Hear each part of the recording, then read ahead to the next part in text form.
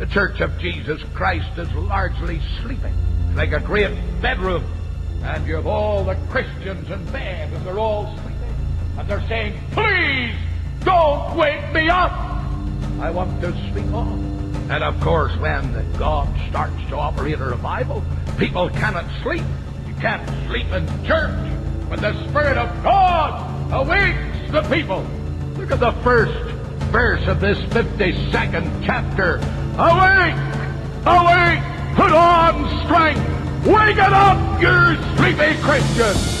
Awake, thou that sleepest! Arise from the dead! Christ will give you life! Keep this in mind from an old man. There is no finality to the Christian life this side of eternity. We pray that some of us may go to our own funeral tonight and die to self and end all the failure and all the weakness. Why should a person come to the cross? Why should a person embrace death with Christ? Why should a person be willing to go in identification down to the cross and into the tomb and up again? I'll tell you why. Because it's the only way that God can get glory out of a human being. If I were to ask you tonight, you're saved, do you say, yes, I'm saved? When?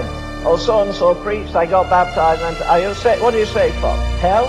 Are you saved from bitterness? Are you saved from lust? Are you saved from cheating? Are you saved from lying? Are you saved from bad manners? Are you saved from rebelling against your parents? Come on, what are you saved from? Who shall ascend the hill of God? Who shall stand in his holy place?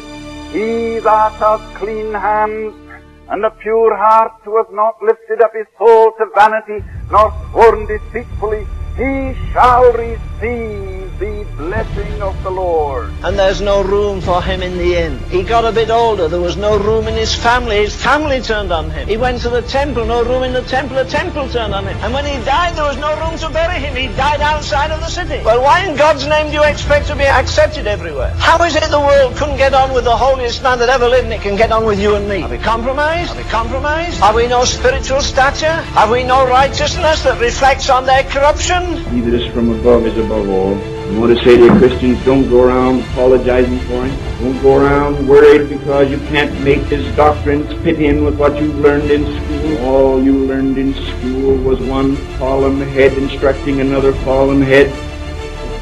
And you don't have to apologize for him. But as dear Dr. Tozer used to say, Len, you knew one thing about a man that was carrying a cross out of the city. You knew he wasn't coming back. Let's come to an altar and we go back the next week and we're as fascinated. We haven't spent half an hour with Jesus, but we'll stay 2 stinking hours in a movie house. And Paul says that's what the world is to me. It's a system of corruption and rottenness and vileness. It's anti-Christ from the word go. Is the world crucified to you tonight, or does it fascinate you?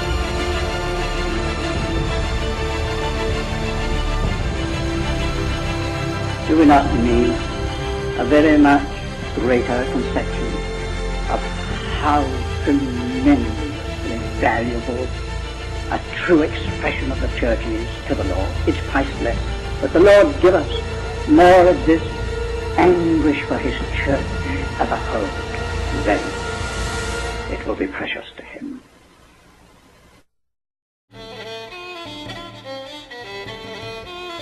When God steps out, suddenly men and women all over the parish were gripped by the fear of God. God, are my hands clean? Is my heart pure?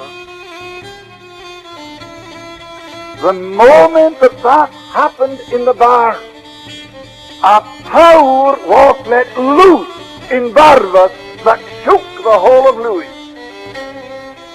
God stepped down. The Holy Spirit began to move among the people. And the minister, writing about what happened on the following morning, said this: you met God on Meadow and Moorland.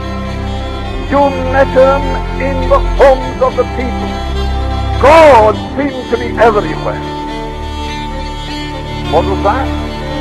Revival! Revival!